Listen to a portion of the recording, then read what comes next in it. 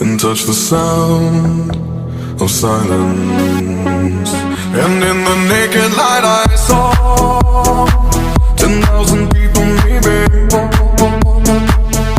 People talking without speaking, people hearing without listening, people writing songs that voices never share, and no one dared disturb the sound of silence.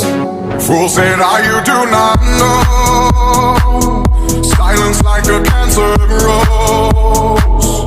Hear my words and I might teach you. Lay my arms and I might reach you. But my words, like silent raindrops, fell and echoed in the wells of silence.